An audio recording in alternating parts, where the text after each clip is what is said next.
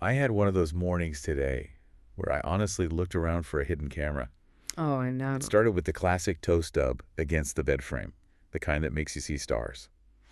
Then I go to make coffee, and I somehow pour the beans into the water reservoir instead of the grinder. Oh, that is a rough start. That's a go back to bed kind of start. Exactly. Yeah. And then I hit every single red light on the way here. Every I- single Of one. course you did. And just to put the cherry on top, my laptop decided to do a mandatory 45-minute update 3 minutes before our prep call. And in that moment, I just looked up at the ceiling and thought, okay, universe, I get it. It's personal. It feels incredibly personal in the moment, doesn't it? It really feels like the world has a specific agenda against you. It's Murphy's Law in action. Anything that can go wrong will go wrong.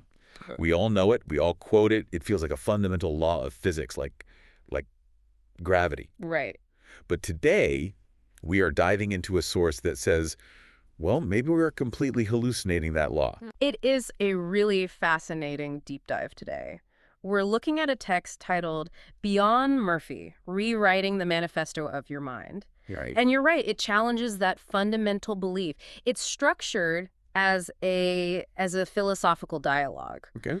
Almost like a Socratic exchange between a troubled student who is absolutely convinced they're cursed by Murphy's Law and a teacher who's trying to show them that the curse is actually a construction project they're managing themselves. The construction project.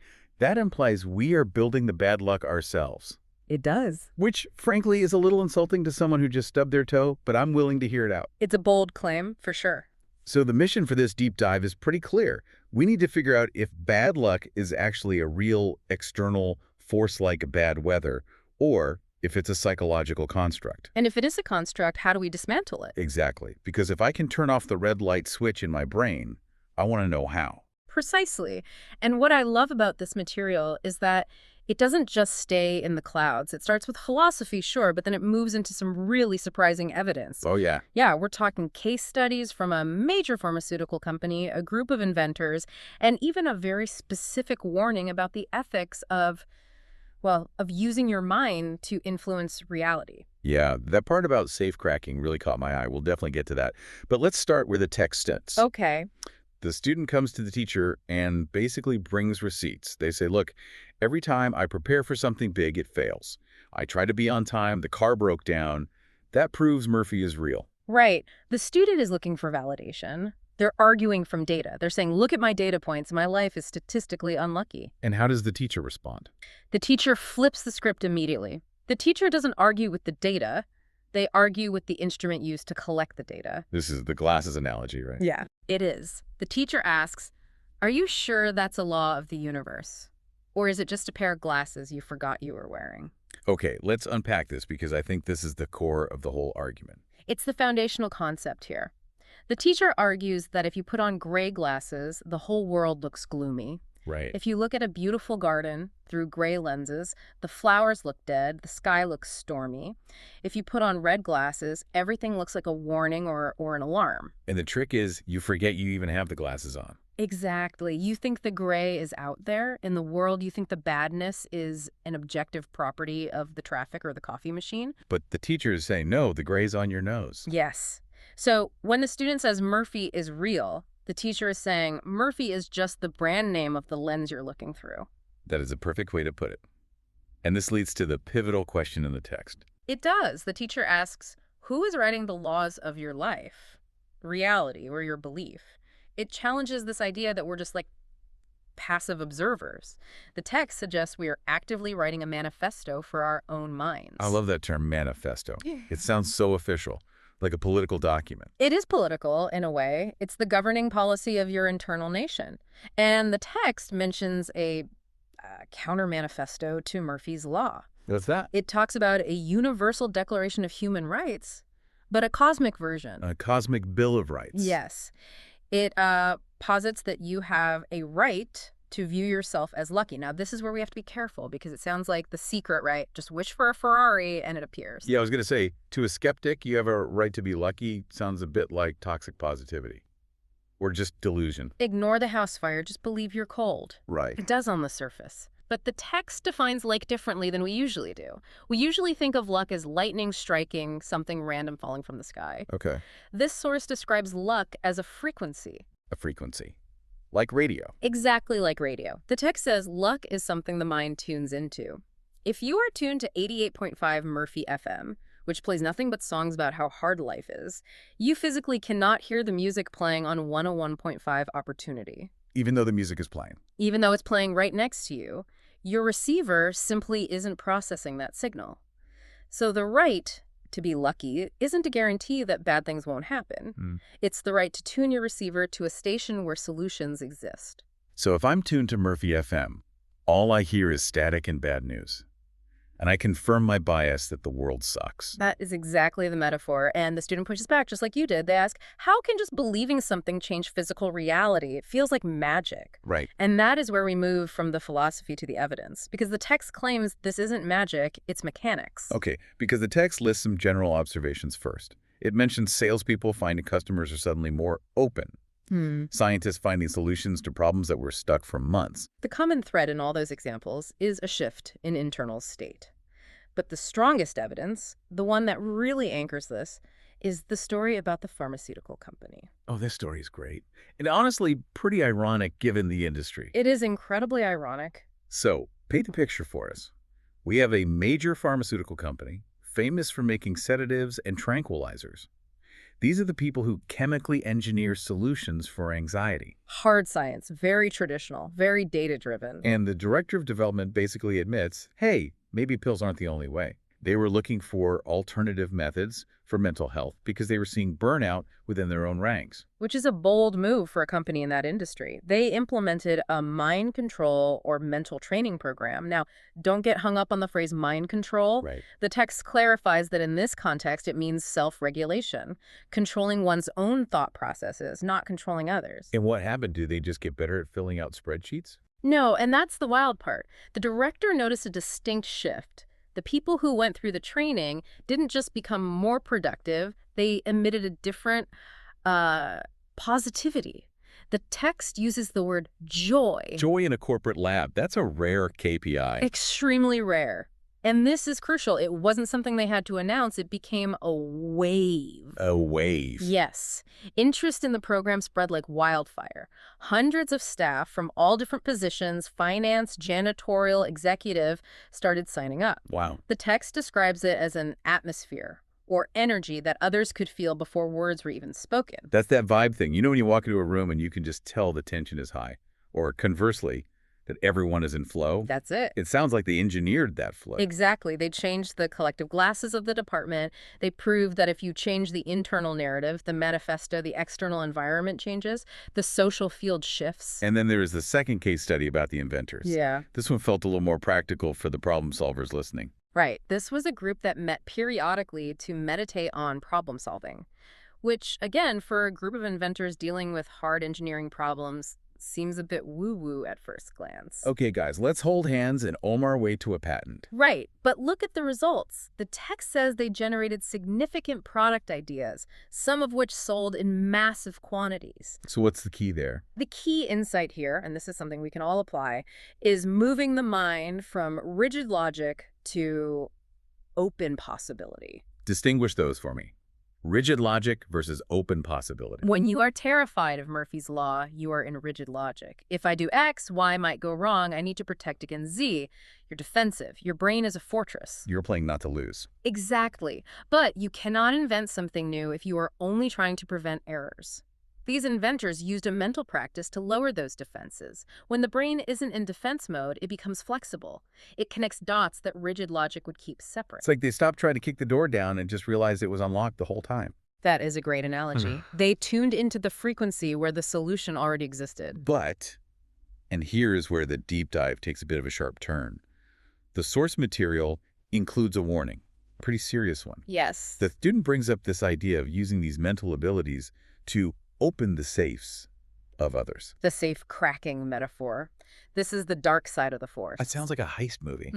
The student essentially asks, if I can use this focus to influence my reality, Can I use it to influence yours? Can I use my mind to crack your safe? It refers to manipulation, using high-level empathy or vibe control to trick people, to sell them things they don't need, or to gain power over them.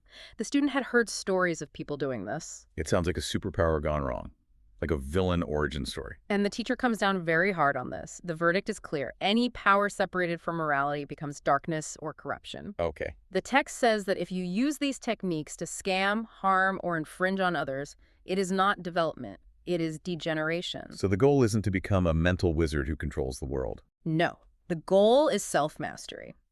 The teacher says we do not learn to have power over others. We learn to have autonomy over ourselves. It's a vital distinction. Yeah. If you are using positive thinking to manipulate a sale or trick a partner, you aren't rewriting your manifesto. You're just becoming a sophisticated predator. I think that's an important grounding wire for this conversation, because when we talk about creating reality, it can get very egocentric. This pulls it back to responsibility. Right. You're clearing your own vision, not trying to blind anyone else. Absolutely. It's about being a clear signal in a noisy world, not about jamming someone else's signal. Okay, so we've got the philosophy, we've got the evidence, we've got the ethical warning label. Now I want the manual. Right. The text breaks down why this actually works. Yeah. It gives us 3 layers or principles of how belief changes outcomes. Let's go through these because this is the science behind the magic. Right. And these aren't abstract. They correspond to psychology and biology. Layer 1 is what the text calls the attention filter. This one makes the most sense to me immediately. It reminds me of the reticular activating system. It's exactly that concept. The brain cannot process every piece of information coming at it. It would overheat. It has to filter. And it filters based on what you tell it is important. Yes, the teacher argues that the brain filters based on the narrative you believe. So if I believe today's going to be a disaster, my brain is actively hunting for evidence of disaster. Correct. It's like a search engine.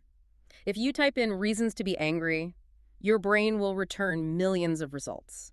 You will spot the spilled coffee, the rude driver, the typo in the email. And you'll miss the good stuff. You will miss the green lights, the compliment from a coworker, the opportunity. The text says this isn't a delusion, it's a survival mechanism. Yes. If you think the woods are full of wolves, your brain is right to make every stick look like a wolf. It's trying to keep you safe. But in modern life, that filter is what's making you miserable. Exactly. So if you believe there is a way through this, your brain starts scanning for doors instead of walls. You literally see things you would have been blind to otherwise. That's layer 1, perception. Layer 2 is the self-fulfilling prophecy, which focuses on the body. This is the connection between the mind and the muscles, right? Yes. The text explains that believing in bad things puts the body into a specific state. Tense, rushed, defensive. Oh, I know that state. Shoulders up to the ears, shallow breathing, stomach in knots. That is a physiological state of incompetence. When your cortisol is that high, your fine motor skills degrade. Your prefrontal cortex, the part that makes good decisions, goes offline. So when I'm in that state and I try to pour my coffee... You fumble, you drop things, you stutter in the meeting, and then you say, see, Murphy was right, it went wrong. But the teacher points out that Murphy wasn't right. My state caused the clumsiness, which caused the result. Yes. The belief created the physical reality of the failure. Precisely. You tripped yourself. That's a tough pill to swallow. It means I'm the one sabotaging myself. It is taking responsibility, yes, but it's also empowering. Because if you can trip yourself, you can also steady yourself. If you change the belief to, I am capable, the body relaxes and performance improves. Okay, so that's the body. What's layer 3? This is one that touches on that farmer vibe. Layer 3 is the social field of atmosphere.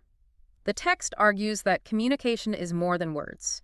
It is attitude, eye contact, breathing rhythm, and a sense of peace. The example given was the salesperson again. Yes. Yeah. Contrast a salesperson entering a room with a failure mindset. I'm going to lose this deal. I need this money. Please buy for me. Okay. They might say the perfect script, but what does the client feel? Desperation. Pressure. Feels sticky. The client feels unsafe. Their mirror neurons pick up the stress. They back away. Okay. Now contrast that with the salesperson who walks in thinking, I have something valuable here and I'm here to serve. I'm okay whether they buy or not. The client feels respected. They feel safe. The energy defines the outcome before the pitch is even made. That is the social field. You are broadcasting a signal that invites cooperation. So the teacher summarizes luck, not as magic, but as the intersection of the right state and opportunity. And this is key, the courage to step in when the state is right. You have to be calm enough to see the door and brave enough to walk through it. So what does this all mean for us? For the listener who is thinking, okay, I don't want to be a victim of Murphy anymore. I want to change my prescription. The source gives us a model. It does. It's called the AIWI model. But before we get to the acronym, there are a few preparatory steps. The first step is a mindset shift. Be the author, not the victim. The text suggests a specific question to ask yourself before any important task. What state is driving me right now? It's a simple check-in. If you're about to send a difficult email, ask, am I writing this from a place of defense and anger? Or clarity? And if the answer is, I'm furious and terrified, Then the instruction is, stop. just stop. Stop. Return to the breath. Calm the body. Do not act from that negative state. It's better to be 30 seconds late and calm than on time and chaotic. I like that. It's like a reboot. Step 2. Step 2 is belief as practice. The teacher emphasizes that believing you are lucky isn't a slogan you stick on your mirror. It's a drill. A drill. Like a fire drill. Like athletic training, you have to train yourself to see options. You have to train an attitude of cooperation. You have to train calmness in the face of uncertainty. It takes repetition. You're rewiring your brain's default setting. Exactly. And step 3 goes back to that ethics warning, wisdom. Okay? The stronger you get, the gentler you must be. The phrase from the text is beautiful. Live awake. The deeper, the truer. It reminds us that this isn't about dominating life, it's about aligning with it. Okay, let's hit the methodology, the AIWI model. AIWI, walk us through it. Let's say I'm stuck in traffic and I'm going to be late. The panic is setting in. Perfect scenario. This is the 4-step process. First is A, awareness.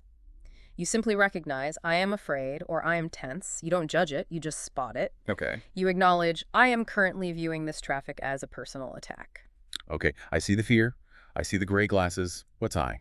I is insight. You see the mechanism we just discussed. You tell yourself, because I am angry, I am going to drive aggressively. If I drive aggressively, I might get in an accident. That would be actual bad luck. You map out the chain reaction. You see the trap before you step in it. You realize your reaction is the danger, not the traffic. Exactly. Then comes W, wisdom. This is the choice. You choose a different action. Instead of honking and seething, you choose to slow your breathing. You put on podcast. You choose to accept the situation. You consciously switch the glasses. You do. And the final I. Yes. I, illumination. This is the result. Your personal peace becomes a light for others. By staying calm, you drive safely. You arrive late, but you walk into the meeting calm and apologetic rather than flushed and frantic. You change the social field of the meeting room. I love that. It flows from internal to external. Awareness, insight, wisdom, illumination. It turns a panic attack into a moment of leadership. It really does. It changes the narrative from, why is this happening to me, to, how do I want to be in this moment? The teacher ends with a pretty powerful summary of what luck actually is. Yes. The teacher says, Murphy is not destiny. Murphy is a mirror reflecting your state. Change the state, and life changes how it responds to you. It puts the ball firmly back in our court. It's a little scary because we can't blame the universe anymore, but it's also incredibly freeing. It is the ultimate freedom, the freedom to choose your own lens. So here's a provocative thought to leave you with, straight from the teacher's final suggestion. Think about someone in your life who is currently living in the prison of believing they are unlucky. We all know someone like that. Everything is always going wrong for them. Always. And the suggestion is to share this perspective with them. Not to preach, not to say, hey, just smile more, but to offer a key. Because sometimes people don't realize the door is locked from the inside. A shift in awareness, just knowing that the glasses exist, can be the key to their freedom. So next time you spill your coffee or the Wi-Fi cuts out or you hit that wall of traffic, check your glasses. You might just be due for a prescription change. Thanks for diving in with us. See you next time.